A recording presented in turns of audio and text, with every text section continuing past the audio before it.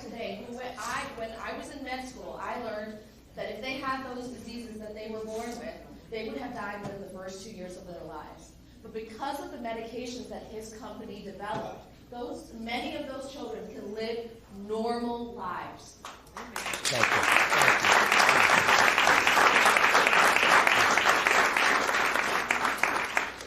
And then, so he was the CEO of this company. He was in his early 30s, and he was the CEO of a multi-billion-dollar company. And he turned to me back in 2020, and he said, Apurva, there's something else going on now that I've seen. Government, these have this agenda. These companies like BlackRock, State Street, they're coming in and trying to tell me how I should be running my company. And it's not in the interest of my shareholders. They're telling me to say certain things about Black Lives Matter. They're telling me to say certain things about voting laws. They're trying to tell me what to think about the climate. That has nothing to do with what I'm doing trying to develop medicines. And certainly, the voters around this country shouldn't care at all about what some CEO in New York City thinks about voting. These are things that should be left to the ballot box. And this is bad for capitalism, this is bad for democracy, and I think we need to do something about it. So first he wrote a book, and that book became a New York Times bestseller, but he didn't stop there. He then went and said, I need to provide an alternative. These companies, BlackRock, State Street, Vanguard, they control almost all of our retirement funds, and we don't have an alternative where to put our money. And so he started that alternative, Strive. That is now the leading anti-ESG company today.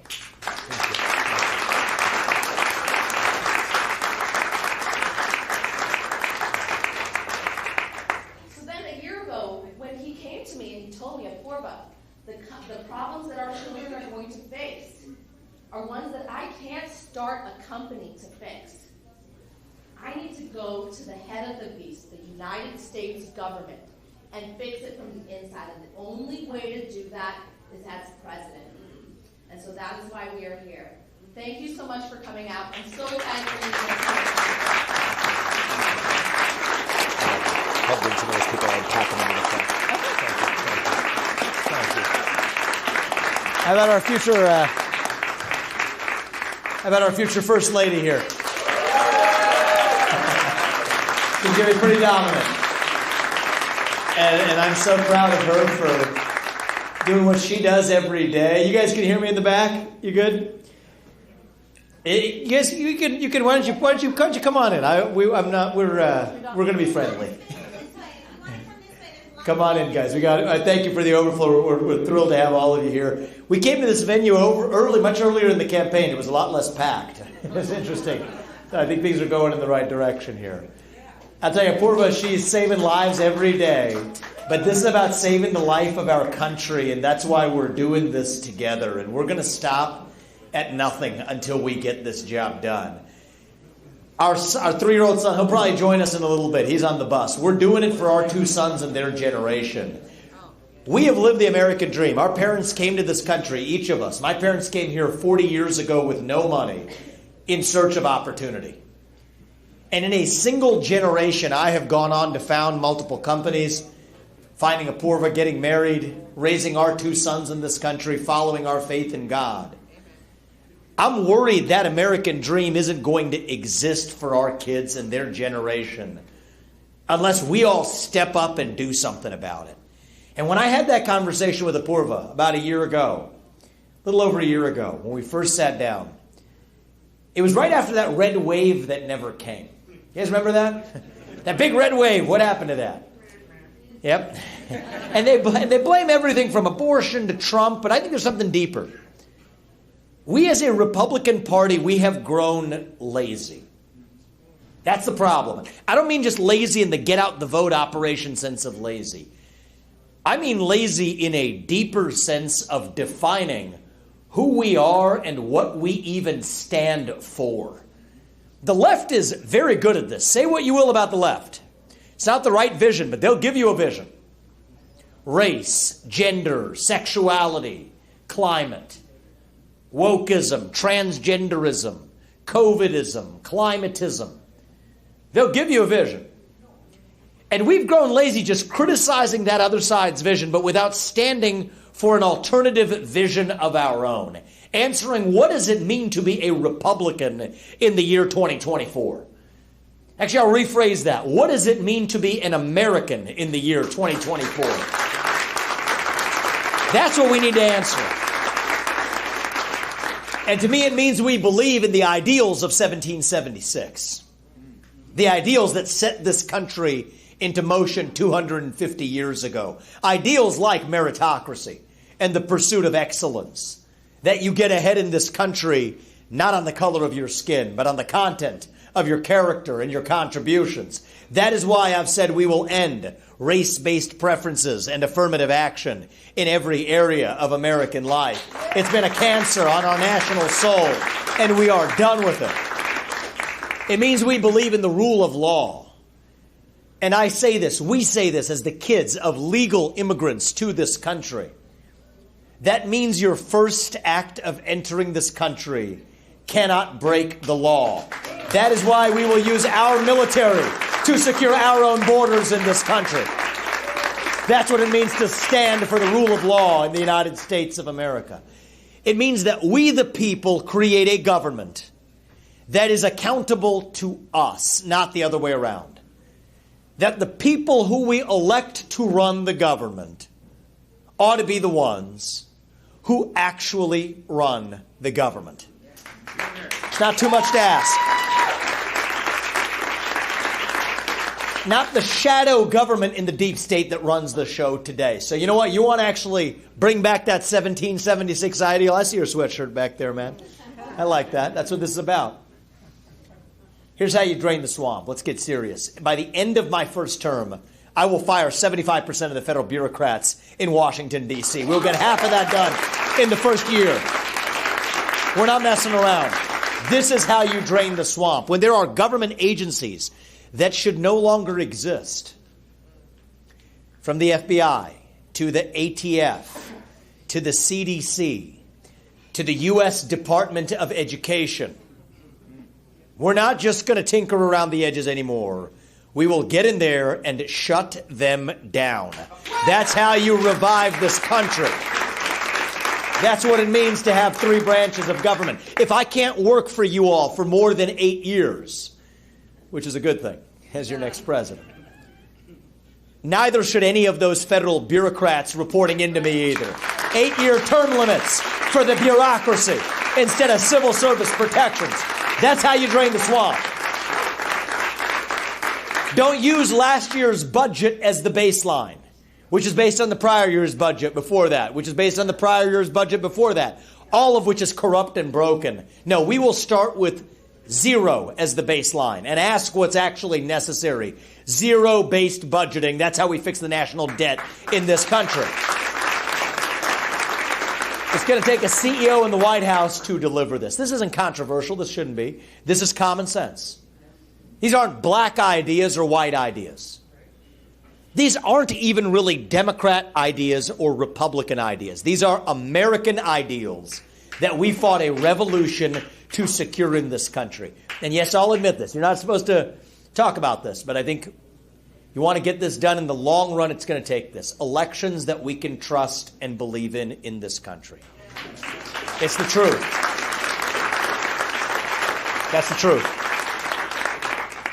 What I'll deliver for you as your next president is minimal federal standards for federal elections. Single-day voting on Election Day as a national holiday with paper ballots, government-issued voter ID to match the voter file, and yes, English as the sole language that appears on a ballot. This isn't too much to ask.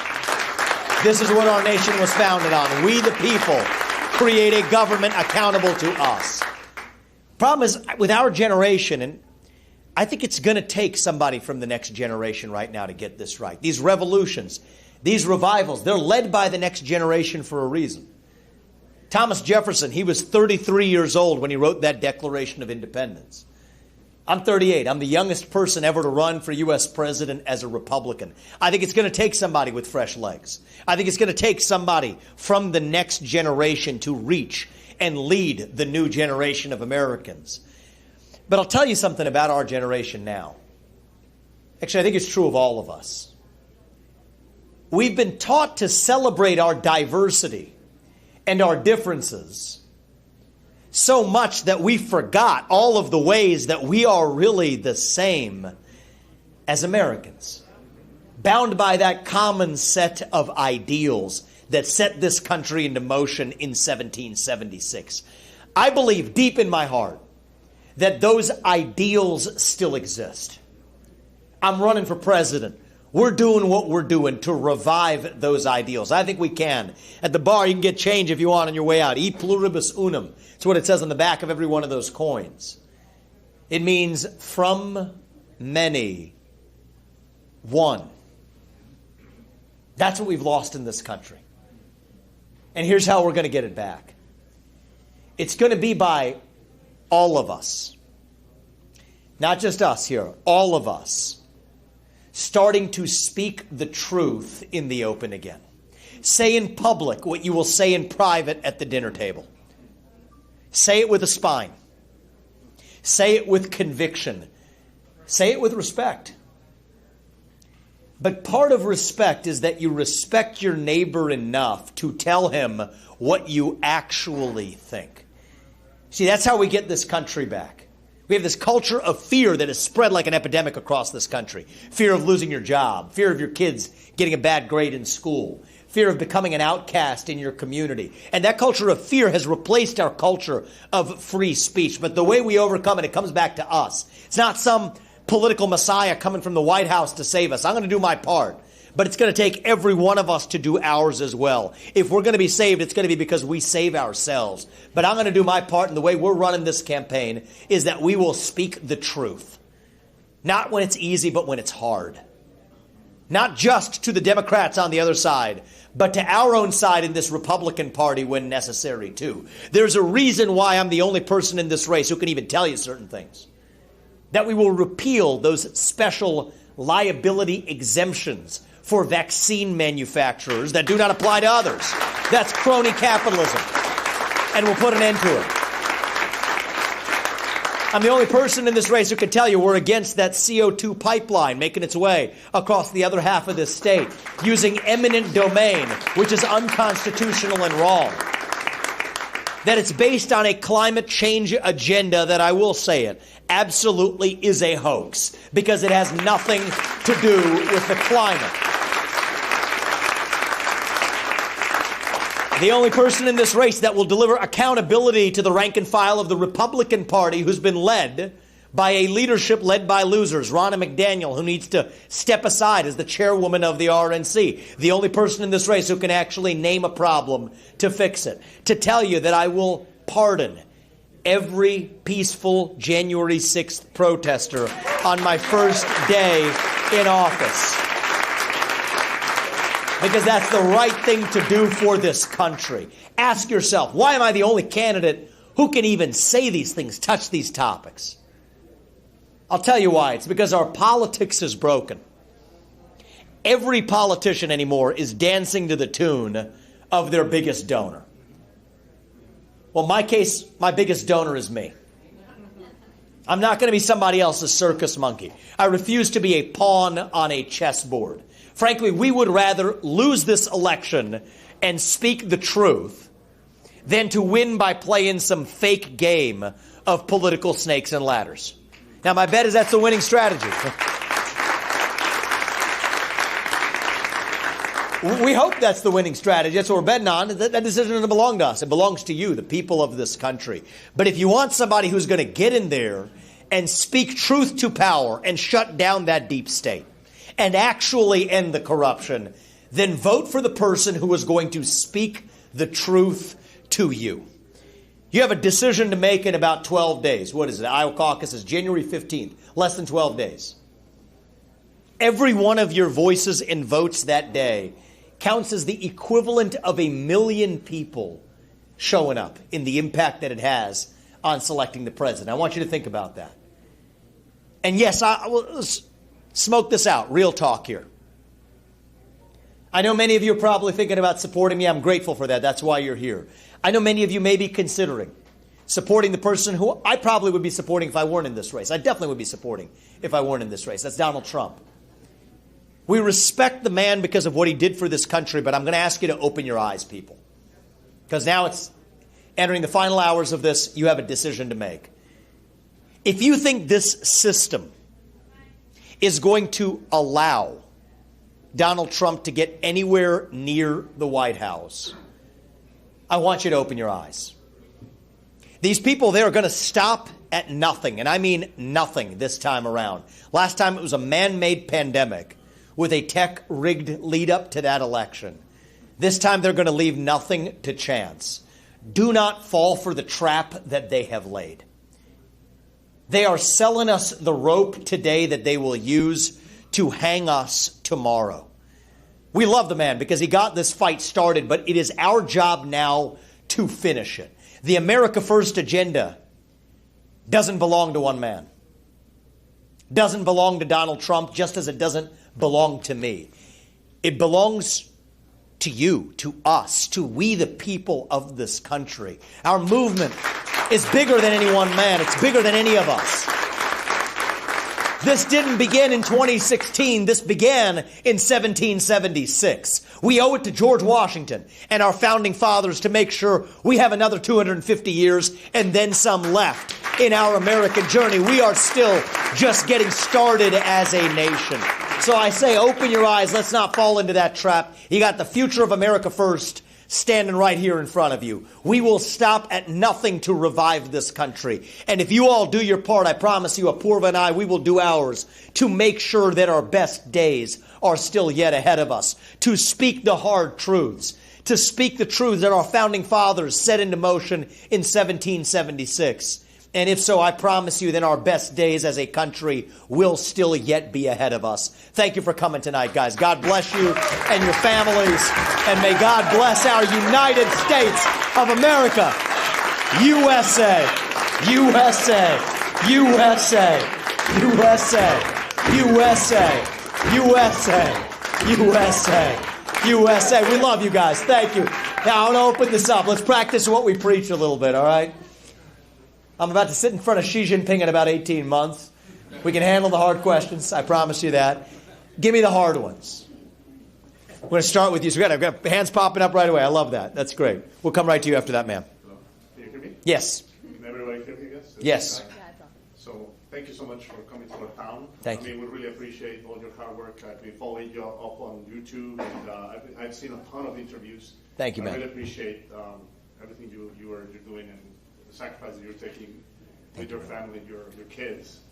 And I guess you mentioned the deep state, right? Yeah. That is I guess something that most Americans here is probably very aware of the fact that there's an elite that it's running big strings, a lot of parts of the media, both political parties. I mean, I think it's something that has become evident to most every American. I'm a first-generation immigrant.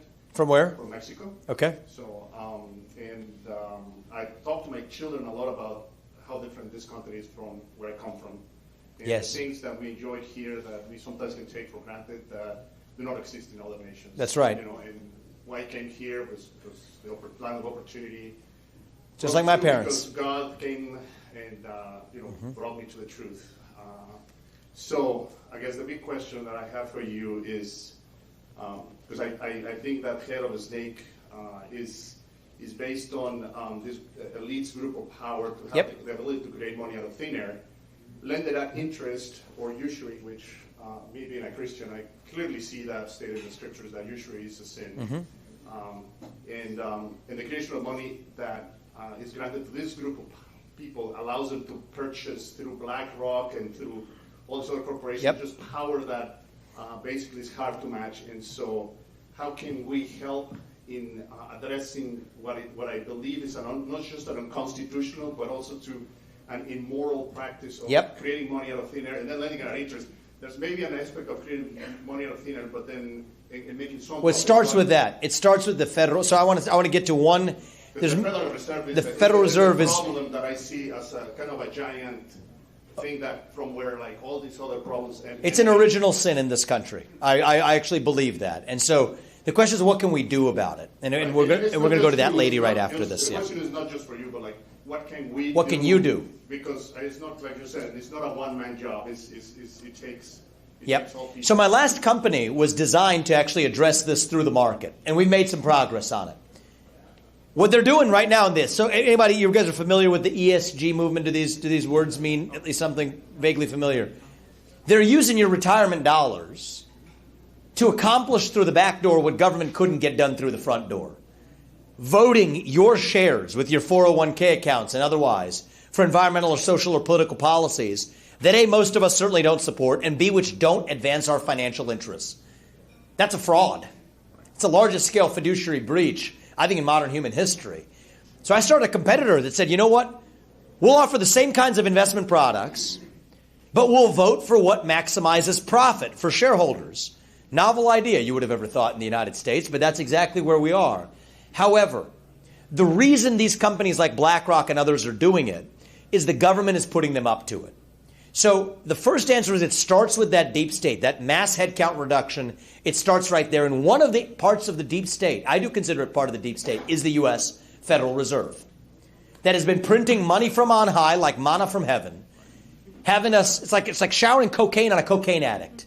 It's immoral, is what you said. It's like we're skiing on artificial snow.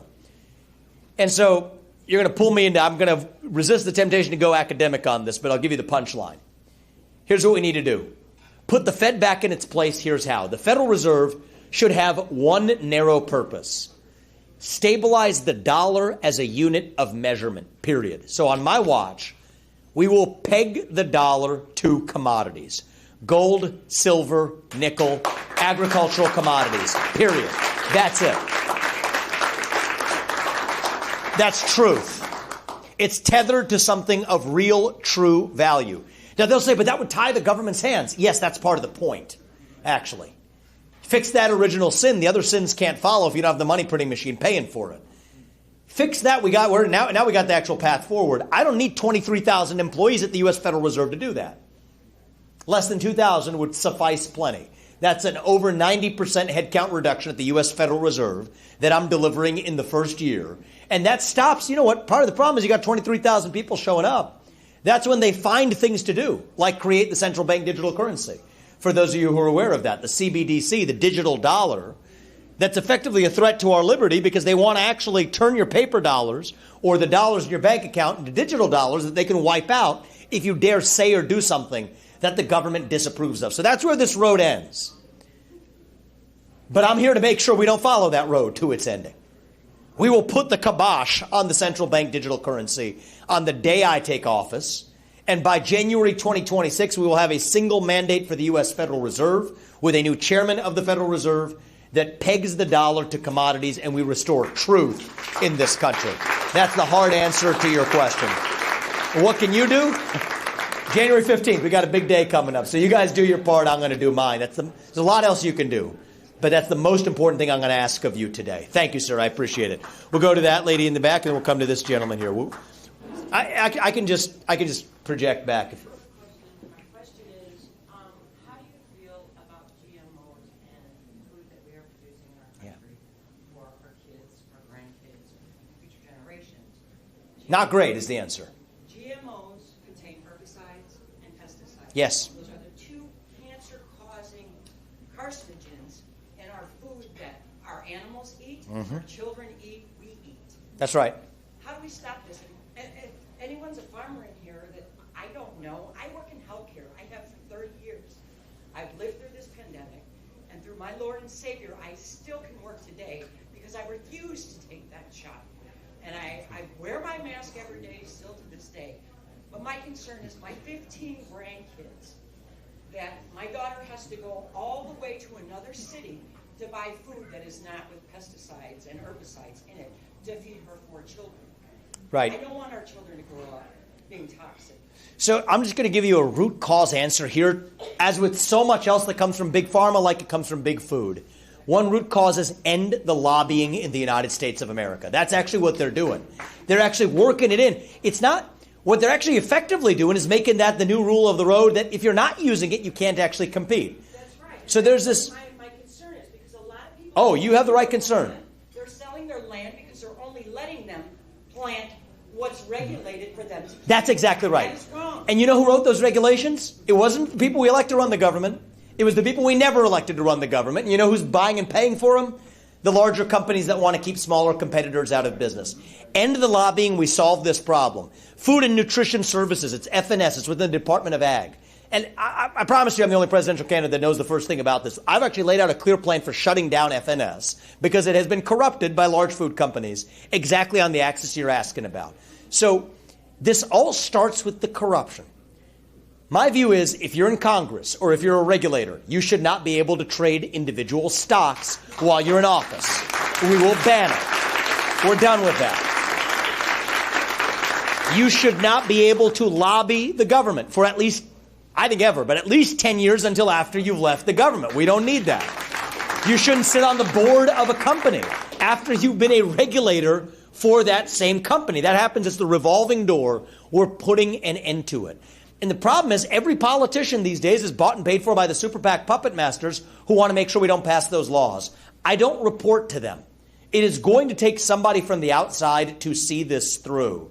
And whether it comes to restoring actual true health in a healthcare system that's not a healthcare system, it is a sick care system. That's exactly what this is. That's what pharma wants it to be. And that's why it stays exactly the way it is, because if it was a healthcare system, they wouldn't have as many drugs to sell. And you know what creates a lot of the demand for that is the same close cousins they have in the big food industry that's creating much of the illness in this country that the pharmaceutical industry gets to pay for without curing. We're done with that. The lobbying industrial complex, gut the administrative state, end the corruption, and we have a country left ahead of us. Thank you. I appreciate that. We'll go right here or wherever's next. Yeah. Okay. And then we'll come around. I got to go faster because we got too many good questions. So you've already kind of touched on why Trump voters should vote for you. What would you say to people who are thinking about voting for Nikki Haley and or Ron DeSantis as well? What are the two reasons you have for those? So those are two very different people from each other, okay? One of them is a good person, Ron DeSantis, who I'll say a word about. I've gotten to know Ron through this process. I knew him a little bit before, but I got to know better through this process. I think he's a good governor. He's an executor. But when it comes to the person who's going to lead this country next, I think it needs to be a president who actually has a vision for the country. You can't just be implementing somebody else's vision. And then it hurts me at times to watch him because, look, we're just going to speak very brutally candidly here. I know the phone calls that you get from the mega donors. I know how this game is played. And money has become the mother's milk of politics. We've put tens of millions of dollars of our hard-earned money, thankfully because this country has allowed us to live that American dream, so we have that freedom. I think in Ron DeSantis' heart of hearts, I'm going to go out on a limb and say this. I think he'd be against the carbon capture pipeline making its way across half the state and against the use of eminent domain too. Yet yesterday, you read it in the Des Moines Register, he says he's in favor of eminent domain for the use of these pipelines. I know he does. I mean, anything else you say about what he believes, I know he doesn't believe that. But I know how the game works. The mega donors, including in this state, will not allow you to play within the sandbox of the establishment unless you say the right thing. And so that hurts me a little bit to see a good person who's been tainted by a broken system. But I think at the presidential level, you need somebody who has an independent vision for this country, not just executing somebody else's. And I think you also need, and there's a difference between Nikki Haley and Ron DeSantis, I think we need a president who swears an oath to the Constitution and can keep it. See, Ron and I share something in common. Thank you. It's the Constitution that comes first. So he and I agree on one thing. These college students who are chanting death to Israel, they're foolish. It's off the mark. They're complete. They don't have the first clue of what the heck they're actually even chanting is what I actually believe. But they're saying the wrong thing. It's offensive and it's wrong. What Hamas did to Israel was subhuman. It was medieval. And it deserves to be condemned, and Israel has the right to defend itself. But the difference between me and Ron DeSantis and Nikki Haley on this is both of them come out on the side, well, they're saying the wrong thing. We'll censor them. Disband Students for Justice in Palestine. I don't agree with the first thing that this group is saying. But if we agree with the Constitution, if we stand and swear an oath to the Constitution, you better know what it says, which is that you have the right to say not just what I agree with, but also what I disagree with. And if we go down that road, you mark my words, next time you question a vaccine, you're a bioterrorist. Next time you question whether a J6 peaceful protester should not be in prison, you're an insurrectionist. Next time you show up as a concerned parent at a school board meeting, you're a domestic terrorist. And guess what? Those things are already beginning to happen. And so I think it takes a president who stands for the principles enshrined in the Constitution and actually understands it. And I think that and being actually independent of the donor class are the biggest differences between me and Ron, who I do think has a future, an important part of our future to make a difference for this country as a governor or otherwise. Nikki Haley is a different story. And I think that in many ways, she and I have sparred on the debate stage and people ask, is there something personal there? It's actually has nothing to do with anything personal. I'll say this in a positive way. Her existence in American politics and what she represents, you could say the same about Dick Cheney or Lindsey Graham, or you could go down the list, Karl Rove. That's why I'm in American politics today. If it weren't for that, I wouldn't be here. A vote for Nikki Haley is a vote for the Patriot Act. A vote for Nikki Haley is a vote for no-win wars that have not advanced the interests of this country. A vote for Nikki Haley is a vote for a surveillance state that's actually far more drastic than what we're even seeing from the Biden administration, saying that you have to have a driver's license handed over to the government, tied to your social media accounts and your internet profiles as a condition for using the government, for using the internet. My view is we should not continue these pointless no-win wars. I will end the war in Ukraine. I refuse to give $200 billion of our taxpayer money so some kleptocrat can buy a bigger house in Ukraine. That's where it's going. And so I think that's two different worldviews. Iraq, Afghanistan, those two wars added $7 trillion to our national debt when 20 years later, for God's sake, the Taliban is still in charge. And Iraq is a more broken country than when we showed up. So if somebody's actually been crashing your cars for that many years, don't turn over the keys to the same person or the same kind of people. I refuse to make that mistake. And it comes down to your generation, actually. You look young, but how old are you? You're 17. Okay. You can vote in the Iowa Caucus at 17 if you turn 18, if your 18th birthday is before November. But I'll tell you this, is we owe it to your generation two things. You have $200,000 of national debt on your shoulders, personally, that you didn't sign up for. $7 trillion of that is due to these pointless wars. And my top job as commander-in-chief is to make sure that you don't have somebody else's gun over your shoulder in somebody else's trench fighting somebody else's war at a time when we're closer to World War III than we've ever been in my lifetime. And this is what's different between me and the Nikki Haley, John Bolton, Chris Christie, Karl Rove, Dick Cheney wing of the Republican Party, which I think should be relegated to the dustbins of history, is that my moral obligation as your next president is to the citizens of this nation, not any other one. And I don't think people should be making money off of war. And back to ending the corruption, I don't care if it's Elizabeth Warren, who's worth $67 million after we know what her public salary has been for years, to people on the Democratic side, to the Nikki Haley's, to the Republican Party, to the Joe Bidens getting a $5 million bribe for his son to send $200 billion of our money to Ukraine. I don't care if you're black or white, man or woman, Republican or Democrat, I will call you out unsparingly and equally to say that people should not go from being ambassador to the United Nations to starting military contracting firms that make money from going to war, joining the board of military contractors like Boeing, advocating for the very wars that enrich one's own pocketbook. I think it's wrong no matter who does it, and we will put an end to that corruption in this country. That's my answer to your question. Thank you very much. Thank you. Thank you. We'll go right here. We'll swing it around here, and then we'll come around over there. We're going to talk about dismantling the FBI and the ATF. Yes. As a local law enforcement officer, I've worked closely with agents from both of those agencies. Yes. If you were to dismantle them, is there some type of federal assistance you plan to have in place to assist us lowly officers on the street trying to get to their guns? And your local law enforcement here? Thank you for your service to this country, my man. I appreciate it. What's your name? What's your name? Sorry? What's your name, sir? Kevin. Kevin. It's a good question. So I was trying to pack a lot into the opening speech, but I didn't go into detail on everything, so thank you for pressing me. So when I say shut down the FBI, this is not some slogan. This is not some sort of broad retribution against an agency that I think is corrupt. But we got to care about the citizens of what actually is going to protect the citizens of this country. FBI, let's go through this. There's 35,000 employees at the FBI.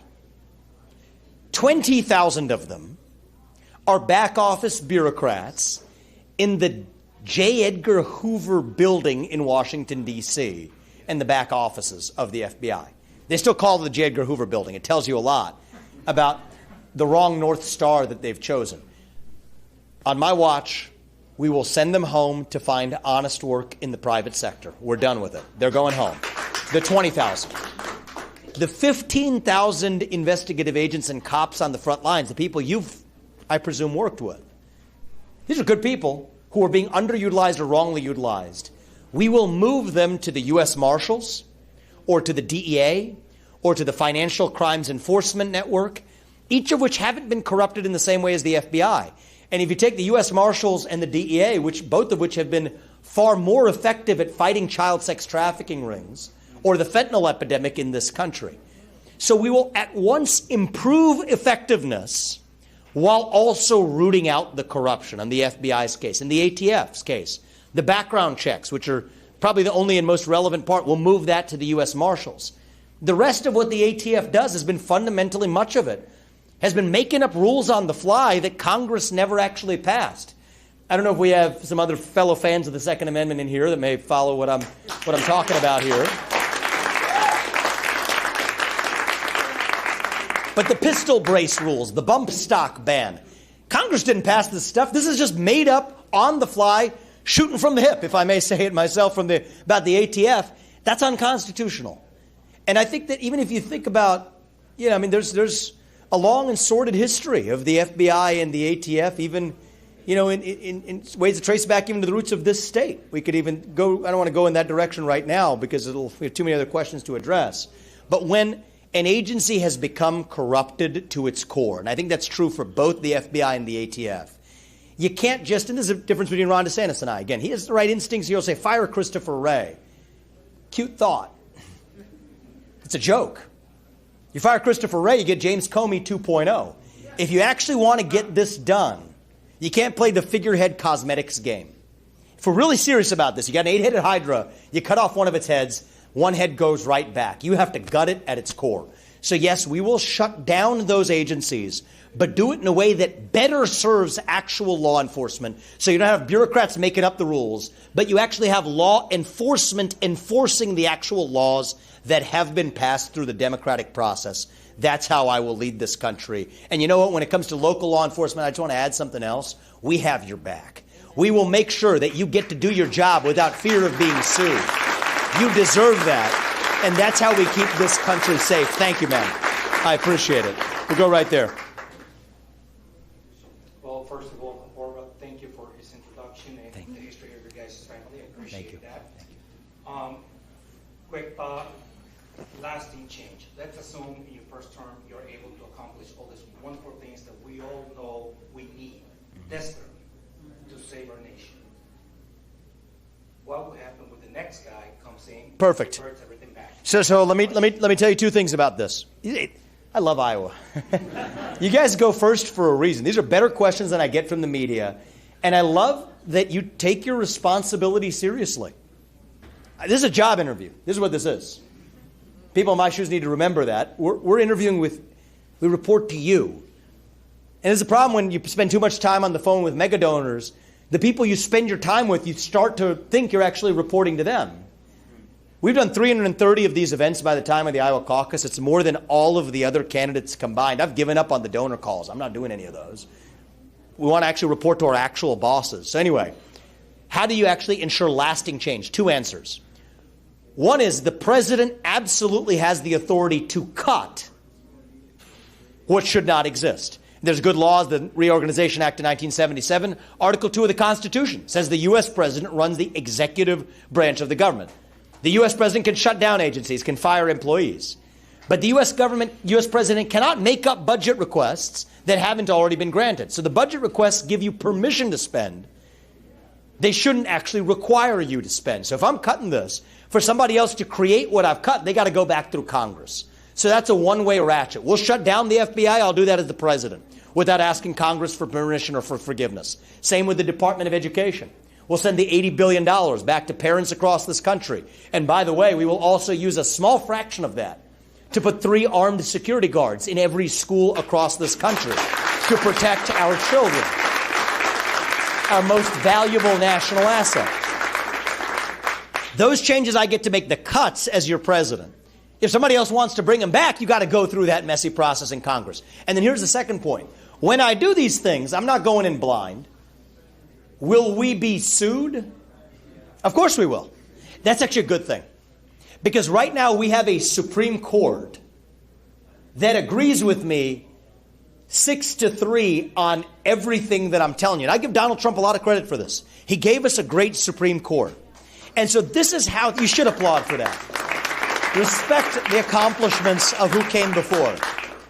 And so this is how we drive change on the time scales of history, right? Donald Trump laid the foundation, giving us a good Supreme Court. He rolled over that log. We saw what crawled out. You brought up the pesticide before. I'm bringing the pesticide to the administrative state. That's where I'm bringing the actual pesticide. Then we get sued for it. That's fine. We take it to the Supreme Court. We win 6-3. Then the next guy who comes after me won't have his hands tied in the same way. That's how we drive change on the time scale of history. This is going to take a president right now who, yes, is an outsider, is going to come in with sharp elbows and break things. I can do that. But also an outsider who knows and deeply understands the law and the Constitution of this country. And I just want you to think about the people you know in your life, if you've hired people. These two things don't usually go together. Right? You might have the academic law type over here. You might have the business guy, entrepreneur who can get things done as an executive over here. Those two things don't usually go together. But that is what gives us our sense of duty to be in this race. Our faith teaches us that God puts each of us here for a purpose and gives every one of us our own unique God-given gifts. And that it is our moral duty to use those gifts to do what's right in the short time that we are given. And so that's what called me into this race. It's not out of some coveting of the office of U.S. President. I promise you, we don't relish the role that we're volunteering to assume.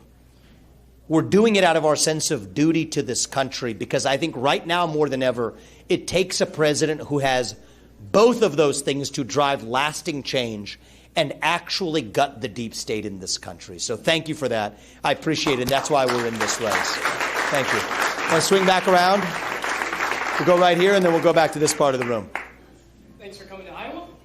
It's good to be here. Saw you on the Sean Ryan Show. Excellent interview. I would challenge anybody here to find one of the other politicians, sit down for an hour and a half and talk politics. So, thank you, man. I appreciate it. My question, Trump ran into a lot of problems. He came in with great ideas, a lot of initiative, a lot of people behind him. But yet he ran into problems with bureaucracy. Yep. He ran into problems even within his own cabinet.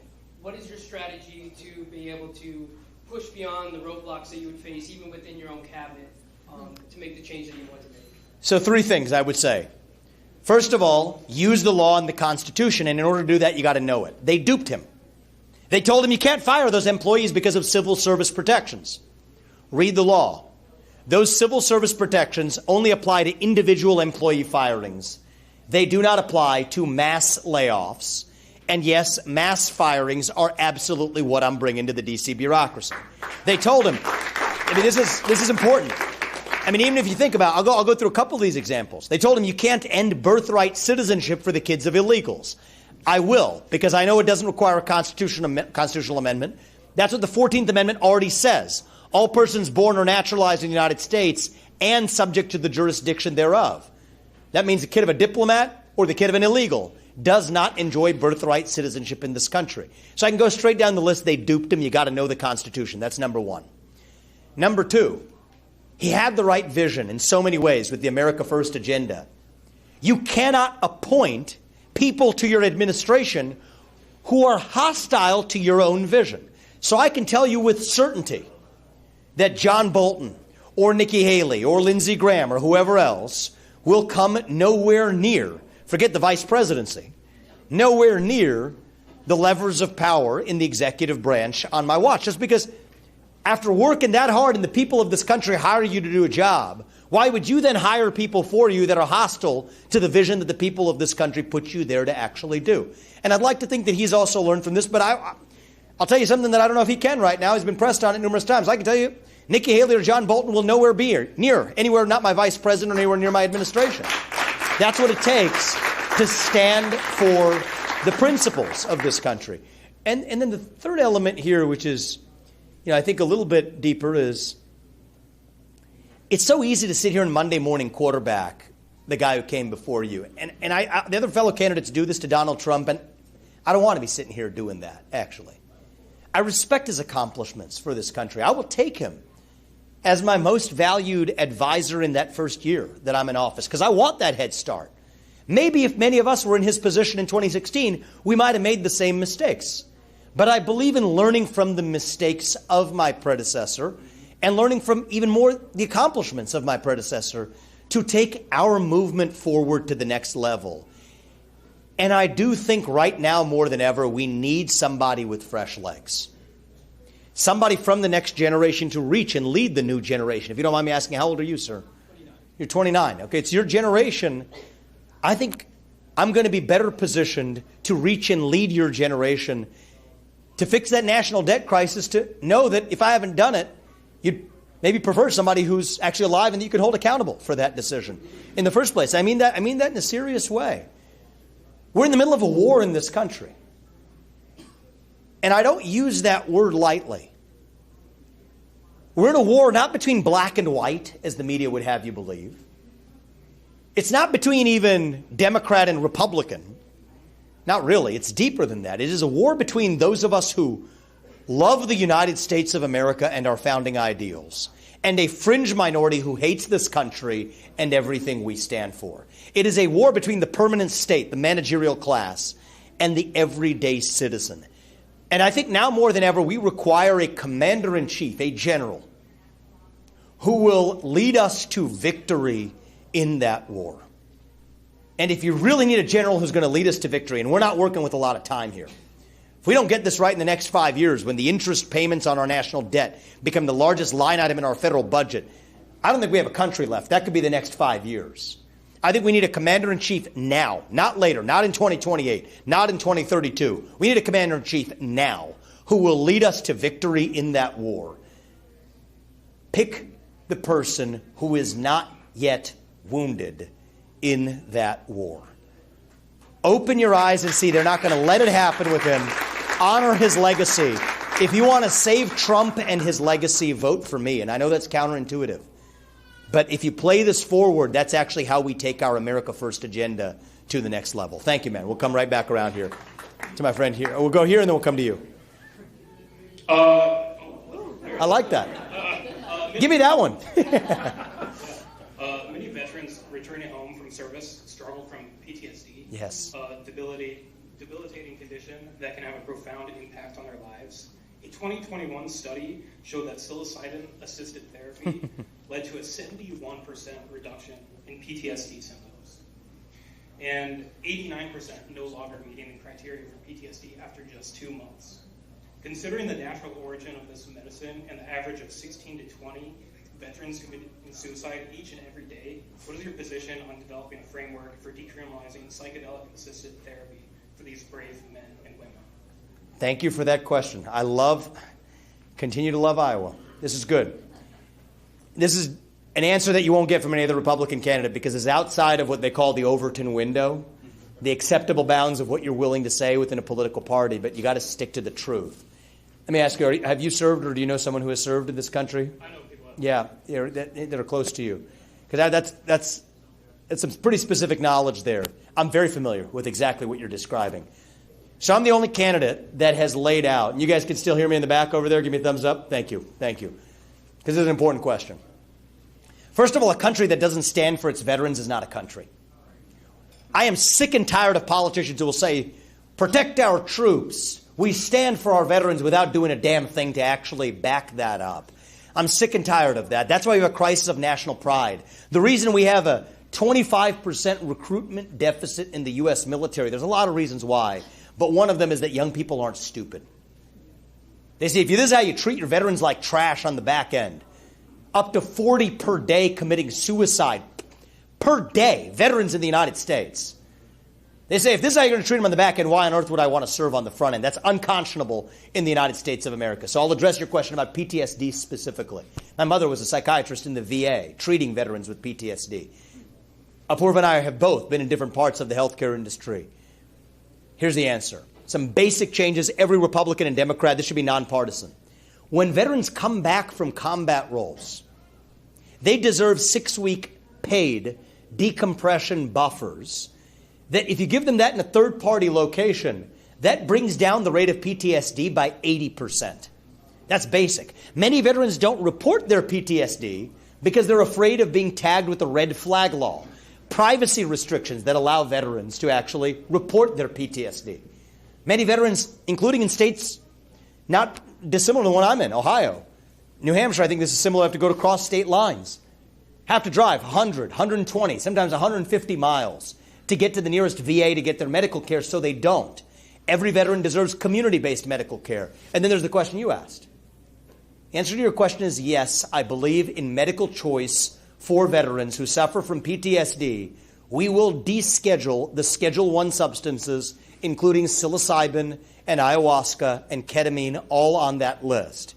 It's a very spicy thing to say for the Republican Party, but veterans who suffer from PTSD, these are better alternatives than suicide or fentanyl, which is where they're going today. Do it in a medical context, in the context of the VA, which should provide this, and that's what it means to actually, not just in cheap words, but actually stand for our own veterans. And I'm going to go one step further than that for you. Thank you. And just 2 more things I want to add. I've been a CEO. In the private sector, you want to know who sets the pay of a CEO? It's the board who's elected by the shareholders. I want to treat our veterans as the shareholders of the VA. They should be the ones setting the pay and the promotions of the people who run the VA system. That's how we get accountability. And on my watch as Commander-in-Chief, every veteran and every active duty military member will no longer have their compensation or their veterans benefits subject to federal taxation. There's no reason for it. That is standing for our veterans. That's the answer to your question. Thank you. Thank you. I just want to say thanks for all your hard work. You've been showing up a lot of time, and you're demonstrating that when you do the work, you get results. Thank you, man. I appreciate it. I like when you say that you love Iowans, and you'll put us the Iowa mottos. You know, our liberties we prize. That's right. And our rights we will maintain. Maintain, yes. We will maintain. So, assuming that Iowans help support you in the caucus, and you do a good one, and you continue to gain momentum, would you consider, and I know you've spoken highly of President Trump, would you consider inviting President Trump to act as your vice president? So you're actually, in recent weeks, this might be about the 4th time I've gotten that question. I actually think that it could actually be a pretty sensible move. In a sense that, not that he's junior to me or anything else, I view him in that almost senior mentor figure role. But he's going to be in his 80s. He's been attacked in ways that are completely immoral and unconstitutional in this country. I think that would be the right role for a senior statesman who can pass the torch to the next generation. And so, since somebody asked me this for the first time about 3 weeks ago, and then somebody 2 days again asked me again later, this is about the 4th time in recent weeks this question has come up, so I've had time to think about it. The answer to that question is yes, actually. I think he would be a very reasonable choice. And I think he's a patriot for this country. That might be a difficult, we're all human beings, that just might be a difficult position for me to envision him accepting, in which case we'll call him my advisor and my mentor, but whatever it is, it's not about Trump and it's not about me. It's about this country. And so you have my word, we will do whatever is right for the United States of America. And in selecting a vice president, most presidents, Democrat and Republican alike, have had a bad habit of picking somebody who they're not threatened by. Right? A potted plant, has been. That's right. That's right. And so I want people whoever I pick as vice president better be better than me in some important respects that we need. So whoever it is, I promise you that this will be somebody who I will be looking for the qualities I don't have. I want somebody who's going to be better than me in those areas to help lead this country. And if he was willing to do it, he would probably be at the top of my list. And either way, we will utilize his wisdom to make sure we advance this country forward. Thank you for that. I appreciate it. Thank you. Go to the young man right here. Will you fight to put the Bible first in the public school system? So I believe that we should revive faith in our public school system, absolutely. I'll say something, I'm going to use this opportunity to tell you about our faith, because actually it's important to us. I think it's probably important to many of you too. I'm Hindu. I want to start with that. Apurva and I are Hindu, and it's a little bit different than the traditional faith background of people who have run for U.S. president. But the beauty is we share the same value set that this country was founded on. So I told you a little bit about our faith leading us to this journey. The core of my faith is there's one true God. He puts us here for a purpose. It's our duty to realize that purpose. God works through us in different ways, but we are still equal because God resides in each of us. And for me, I'm grateful now. I wasn't necessarily as grateful in my teenage years, but I'm grateful now for what was a very traditional background that my parents brought us up in. They taught us that family is the foundation. Marriage is sacred. Divorce isn't just some option you pick off of a menu when things go wrong. The good things in life involve a sacrifice. Abstinence before marriage is the way to go. Adultery is wrong. Honor your parents. It's not just about this life. It's about the eternal life. So I went to St. Xavier High School, and I am grateful that I went to a school that did actually have scriptures class daily and instilled in us the values that were enshrined in the Bible. So we get to the Ten Commandments in the book early on in the Old Testament. What do they say? There's one true God. Don't take his name in vain. Observe the Sabbath. Honor your parents. Don't kill. That's where my pro-life views come from. Don't kill. Don't lie. Don't cheat. Don't steal. Don't commit adultery. Don't covet. It didn't feel like I was reading these values for the first time. They feel like foreign values today. But I don't think they're foreign values to most of us. And so I want to say what I think is the role of government officials, including the U.S. president.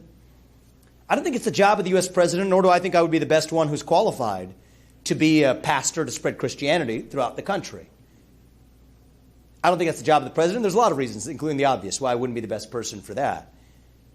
But will we stand for those shared values? And yes, Judeo-Christian values that this nation was founded on. You're darn right we will. Absolutely. Will we make faith and family and patriotism and hard work cool again for the next generation of Americans? Yeah, I think we can do that, actually. And I think that being a little bit different in a couple of ways. One is being younger. I'm the youngest person ever to run for U.S. president in our party. Being of a slightly different than traditional faith background. And Thomas Jefferson was in this category. He was a deist, actually, not a traditional Christian. And I think it helped him in the same way it'll help me reach a religiously pluralistic country. We actually have people of many different religions in this country. There's a guy who seemed to be a good conservative, but he came to an event earlier and he challenged me on this. He was an atheist and he was upset that I said God is real. But we worked it out to say that we will still stand for the same set of values that we want Americans to share in this country. And so my job is to swear an oath to that Constitution and keep it, which includes religious liberty, so that every pastor and every parent and every teacher and every coach can do what they need to across this country too. That's what we've been missing. So I think part of the problem isn't just that our public schools have abandoned moral education. I think reviving civic and moral education is a strictly good thing, and I stand for it. But I think part of the problem is we haven't also let pastors even play their role because they're scared of having their tax-exempt status removed by the IRS. I don't think the IRS should be in the business of determining what counts as a religion or not. We have an assault on religious liberties through the ESG movement, saying you can't get a loan from a bank if you're a church or a religious institution that adopts a traditional view of marriage. You have a weaponization of the FBI or the federal police state investigating Catholics or the Catholic Church at a different standard than they would other institutions. And so that's what I think we need to put an end to. So I'm going to do my job as the president to swear an oath to that Constitution and keep it. And yes, to comport ourselves in a way that stands for our shared values that the country was founded on, so that every pastor and every parent and everybody else in this country can play theirs too, to revive our moral core. So that's the honest answer to your question, and I hope that addresses it. Thank you, young man. I appreciate it. I like your tie. That's good. Thank you. Thank you. Well, I'm not atheist. Oh, right. I'm interested in his answer, and I don't feel like you gave it. Would you push to have Bibles in public school? No, is the answer. I'm not going to push because it's not the job of the U.S. president to push it. But I will stand for the shared values that this country was founded on. And one of the reasons why is public schools should be run at the local level, not through the federal Department of Education. That's part of what's happening right now. The U.S. Department of Education is using our taxpayer money as a noose to tell local schools what they can or cannot be doing. And I think that right now they're actually foisting a new religion onto them, racial and gender ideologies that form a kind of new secular religion that they are foisting. So leave that to the states and to the people. If I swear an oath to the Constitution, the Bill of Rights starts with the First Amendment, which gives us free speech and free exercise of religion, and it ends with the 10th Amendment that says that which is not reserved to the federal government is reserved respectively to the states and to the people. So will I swear an oath to that Constitution and keep it? You're darn right I will. Thank you. We'll go to the next question. Great dialogue. I love this exchange.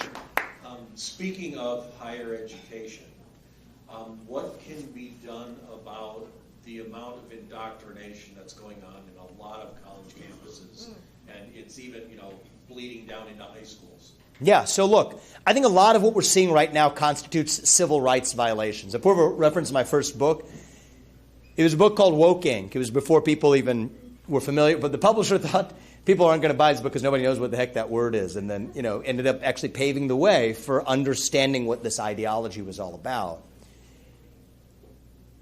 I'll go into a level of detail I wouldn't usually go into, but you asked a question, you deserve an answer. I think what we're seeing with a lot of the DEI indoctrination is actually a civil rights violation in a very specific sense. Relates to the last question about religion.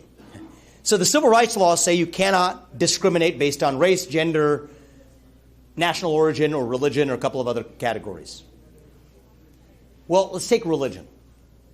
That prong actually means, like it or not, here's what the law says. You as an employer can't force your employees to bow down to your religion if you're an employer of a certain size. That includes universities. Well, the question is, does wokeism or that DEI agenda meet the Supreme Court's test for what counts as a religion? It turns out it does, actually. There's certain words you can't say, clothes you can't wear, apologies you must recite. It's a systematic worldview. So I've written, law article length work on this. It's all laid out in my first book, and thankfully these cases are now starting to work their way through the legal system. That absolutely is a civil rights violation. So the extent we're seeing cut and dry, actual religious indoctrination of secularism, capital S, which has actually become the new established religion in the United States, that's actually a civil rights violation under existing laws. And so I'll instruct the Attorney General to enforce all laws even-handedly, which they're not doing today. So there's a lot of legal solutions to this. I personally believe that if you can't fire somebody or discriminate against somebody or deny them a promotion or give them a bad grade because they're black or gay or Muslim or white or Hindu or Jewish or whatever, you should not be able to fire somebody or tar somebody just because they have a conservative point of view. And that's exactly what's happening in institutions across this country. So it comes down to applying the civil rights laws even-handedly, but that's only half the answer to your question. The other half of the answer to your question actually is something a little bit more uncomfortable for all of us. We've got to look ourselves in the mirror and ask ourselves, what is it that makes us want to bend the knee to these new religions? Borrow from Scripture here. When the Israelites escape from the Pharaoh in the book of Exodus, they're lost in the wilderness, yet to find the promised land. What do they say? They want to go back and be ruled by the Pharaoh. So it's a native. If you have a hole the size of God in your heart, God doesn't fill it. Something else will instead. You don't pledge allegiance to that flag. You will quite literally pledge allegiance to a different flag instead. That's where the transgender flag as a concept, filling our psychic void, that's where that comes from. And so I think the harder thing we need to do for the next generation, especially in schools and in college campuses, is fill that void with an alternative vision. You dilute the wokeism to irrelevance. That's actually how we win. If they give us race, gender, sexuality, and climate, where's our conservative movement talking about the individual, family, nation, God? That beats race, gender, sexuality, and climate if you have the courage to stand for something. In our schools, I believe every high school senior who graduates from high school should have to pass the same civics test that every immigrant has to pass in order to become a voting citizen of this country. So that's the other answer, is we got to look inside and ask us, what is it that makes us want to bend the knee to the woke ideology or the climate ideology, which have really become substitutes for religion. It's like the equivalent of wearing a hair shirt or flogging yourself. That's what the climate religion is all about. And I think that filling that void is equally an important job for the next president, to stand for our national character. Right? The job of the president isn't just policy. The job of the next president is also to revive who we are as Americans. And that's something that we've missed for a very long time. Is that little Karthik coming in? Okay, man. Hey. How's it going? I think this is our signal. It's probably our time to wrap. I think if he's coming out, that means we can't stay here that much longer. It's getting to be closer to bedtime. But I'll tell you this is why we're in this. We're in this for the next generation. And I'll tell you, when Ronald Reagan left office in January of 1989, of everything he could have said that he was proud of, bringing us to the near end of the Cold War, could have taken credit for that. Growing the economy, getting us out of stagflation. He didn't mention any of those things. The thing Reagan mentioned in his final speech when he left the Oval Office was that he was proud to revive a national character that we lacked. When I first took office in 81, that's what he said. When we leave that White House in January of 2033, after 2 terms, if you put us there, there's a lot I want to tell you. That we shut down the deep state, that we grew this economy as a consequence, that we declared economic independence from communist China. We didn't talk about that today, but absolutely we will. Stay out of World War III, secure the borders of this country. All that we'll tell you. Most of that will get done in the first year. But the most important thing I want to tell you is that our 2 sons and their generation, that they are once again proud to be citizens of this nation, that we filled that vacuum of purpose and meaning with the real thing rather than the fake poison fed to them by the other side. That's the real answer of how we win. And if you have a president who can do that for you, and it's not going to be the president alone. The president has a role to play as pastors across this country too, but I'll play my role as your next president. I'm going to do my part. If we get this right, we don't have to anymore be this nation in decline. We don't have to be at the end of the ancient Roman Empire. I think what George Washington would say if he were in this room with us today, what do he say if he walked right in here? He would say that as a nation right now, we are still a little young, actually. All of us, going through our own version of our adolescence. Figuring out who we're going to be when we grow up. And when you view it that way, it makes sense. You go through your adolescence, you do some stupid things. Right? But we are stronger for it when we get to our adulthood on the other side. So no, I don't think we have to be that nation in decline. I think we still can be. And I don't think I could tell you this in 4 years. I don't think I could tell you this in 8 years, but I can tell it to you now. I still think we can be a nation in our ascent. I won't walk in here and tell you it's morning in America, because it's not. But it can be. I'm not going to be the guy who tells you the American dream is alive and well, look a young man in the eye and tell you that. It is not. The American dream is alive and hanging on for life support. But it can be. So if you all do your part, and I'm here to ask you, we are here to ask you for your help. This system is not made for people like us to do this. Coming in from the outside, from the next generation, willing to break the system and challenge orthodoxies in our own party. No, the system isn't made for it. The mainstream media won't have it. Frankly, Ronna McDaniel to the RNC establishment won't have it. But we don't report to them. We report to you. We can do this because Iowa goes first. I think we're going to win the Iowa caucus, actually. I think that's coming up very soon. And I think for the same reason we're going to win this Iowa caucus, it's because many of our supporters are not traditional polled caucus goers. That's why we're going to win the general election in a landslide. This has to be a landslide. A landslide minus some shenanigans is still a win. That's what we need in this country.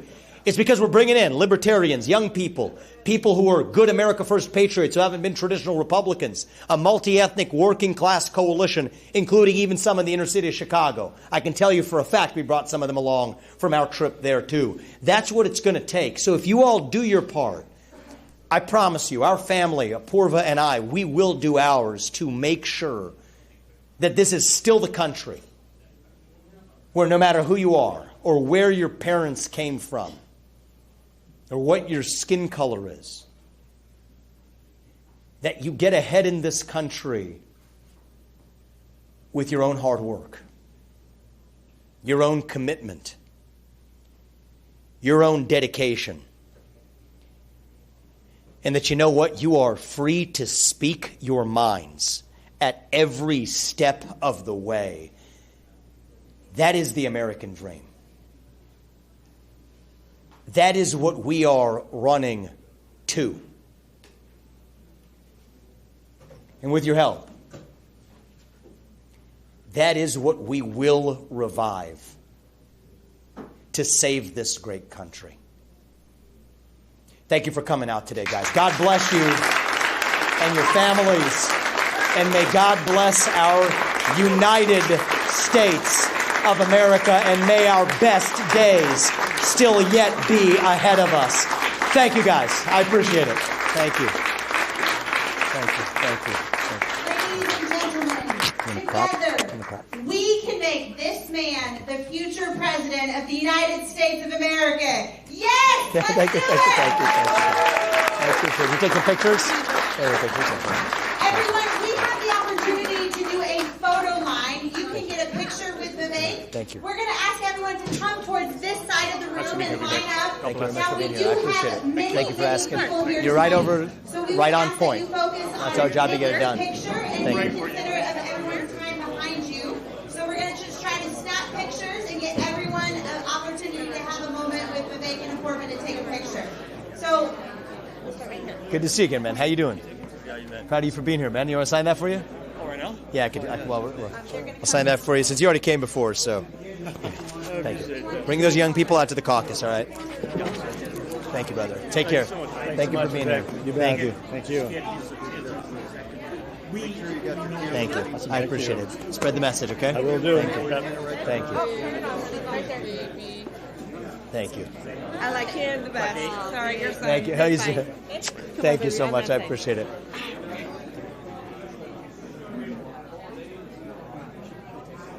Thank you so much. Bless you, sir. God bless, I appreciate it. man. Thank you. Spread the message and God bless. we'll do our part. Thank you so much. Thank you.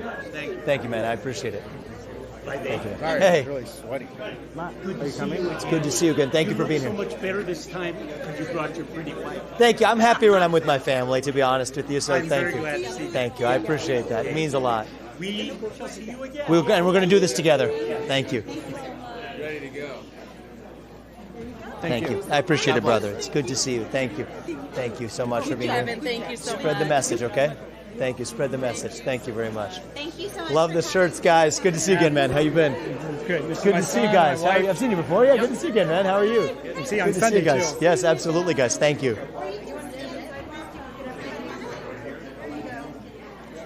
Thank you. Spread the message, guys. We're going to do this. We're going to do this. Thank you. We're Hey, exiting this direction. thank you, man. I appreciate it. We're going to do this with your help. Thank you. Thank you. We'll make it happen. Thank you. Hey, guys. It's good to see you guys. Good to see you, man. I love the hat and the shirt, guys. It looks great. I'm so sorry you're going to have like a sourpuss face in the picture. Thank you, guys. I appreciate it, guys. Thank you. 61 years old, you're the first one I ever supported with my money. So, Thank you, man. I appreciate that. That means a lot to me, and we won't stop till we get the job done. Thank Hello you. again. Hey, good to see Des you. Moines in the Elks Club. Can Good I to get see in you here? again. Yes. Okay, good looking group here. Thank you. Okay. There you go. Thank you. Well, good luck to you. I appreciate that. Thank you so much, sir. Thank you. Spread the positive message. You bet. Thank you. It's good to see you, my man. Thank you. sir. How old are you? You said 29? I'm 18. 18. Oh, you're 18. Oh, is that like I was? You're really young. Good for Yeah. you, man. Yep. Thank you, guys. I'm proud of you. Bring your generation out, all right?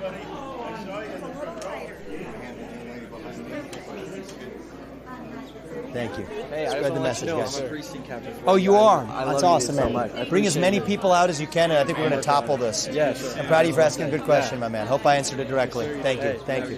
how you Thank doing, you. sir? Good to see you. How are you, man? Pretty good. Good Pretty to see you. Let's do it. Thanks for doing all this. Thank you. You too. Thank you for being here. Spread the message, brother. Thank you. Thank you, man. How you doing? Good. How are you doing? Good to see you guys. Oh, good to see you guys. Thank you for being here. You're welcome. Good to see you guys. Spread the message for us, and we're going to do this. Mind if I be shaking your hand? Yes, I would love that. I would love that. Sorry. I hope you don't mind if our son is being crazy. They've got 11 grandchildren. I think they're good with all kids. Yeah, that's good. That's good. Oh, you do. Good. Yes. Thank you. Keep up the good work for their generation, man. Thank you. Hey, it's good to see you. Great to see you. Good to see you. It's a pleasure. Thank I you for love being seeing here. you guys. It was great to Come see on you. in. Thank you so much. Come on, guys. Here, let's get in. He can run around and do his thing. Thank you for coming. Thanks for coming. Thank you so much. Thank you, man. What's your name, brother? Running commercials in Iowa. Thank you. Yeah, it feels like I kind of hate seeing them myself. Sorry, I know. I was in Waverly. You mentioned the G-Man book. Who's the author? Oh, Beverly Gage. Perfect. It's amazing. It's good. It's a great book. Watch your hand. Make sure someone doesn't step on it. Good to see you. Karthik, Thank you so man. much. Karthik, keep your hand off the ground, please. Yeah. It's good to see you guys.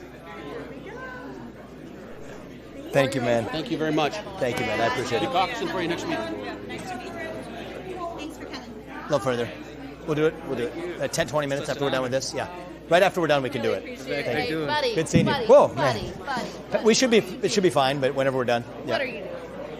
Yeah, well, don't do that. Did he hit his head? Yeah. Oh my gosh. Hey. Good seeing you, man. Thank you Thank you again. for being here. Appreciate And spread the message. Yes, Thank sir. you. Thank you. He's okay. He's okay. You're good. Hey, guys. Good to see you. It was well worth it today to come. Thank you, guys. I'm glad you're here. Thank you Yes, for yes, coming yes, up for a few events. Yes, yes. Thank you. Thank you, guys. Thank you. I appreciate it. Thanks a lot. Be that Hanuman you've been. Thank you. I appreciate that. Come and That's see the good statue. encouragement. Come and we'll arrange a rally. We'll check down it out. What's the interfaith statue you made in Statue Texas? of Union, it's We'll called. check it out. I appreciate that, guys. Thanks a lot. It's a good spirit. Nice to meet you. Nice to meet you. Thank you. Thank you. Appreciate it, man. Thanks a lot. Thank you. Good to see you. How are you? Good, how are you? Spread the message. Thank you so much. Is he okay? Jump on in. I just want Hey. to say I have too many family from India. Oh, you do? Oh, yes. Good to see you. Spread the message and come out on January I 15th. just texted them last night, Thank you. everybody. I'm originally from Bosnia. Look like Olivia. Amazing. Thank you. Good to see you. That's good to see you. Thank you. Thank you so much for being Good here to see you, tonight. man. What's your name? Jason. Jason. It means a lot to hear your voice. In this Thank you, brother. It means a lot. Yeah, Spread my the vote. message, and it means a lot to us, too. Thank you. Thank Thanks, you. man. Hey, good to see you, man. Appreciate What's your name? William. William. Hey, good to see you. Nice to meet you.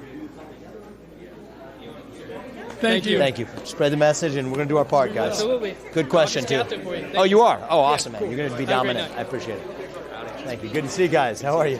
It's good to see you, man. How you been? I like the sweatshirt. Get other young people out to the caucus. Spread the message, guys. This is my mom. Oh, hey. Good to see you. Good to see you. Thank you. It's good to meet you. Thank you.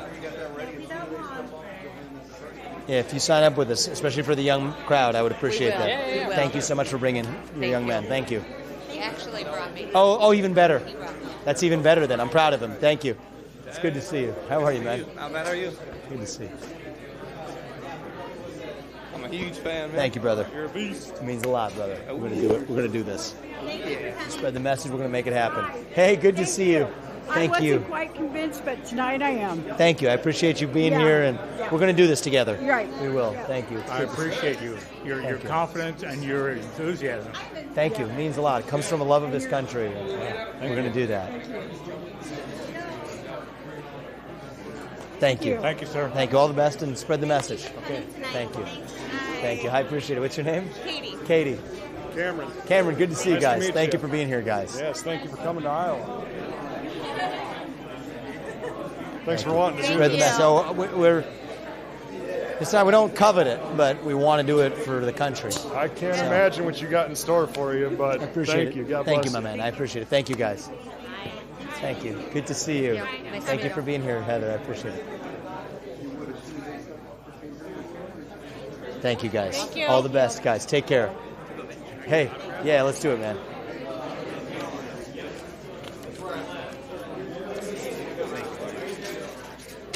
Thank you, man. I appreciate it. It's good seeing you, brother. What's your name? Alex. Alex, good to see you, man. Thank you for coming out. Yeah. What's your name? Julissa. Julissa, I love the shirt. Spread the message, and we're going to do this thing. Yeah, Patrick will be. Patrick, I think we'll be. Back Good to see you, man. How you doing, brother? Pretty good. I got one of your hats this time, so. Nope, it's rolling. Oh, you had the Trump hat last time? Yeah, That was at your yeah. last event? Good to see you back at this one, man. Now I got one of your hats. That's good, man. I appreciate it. Spread the message. Thank you. Good to see you. You got a plan to stop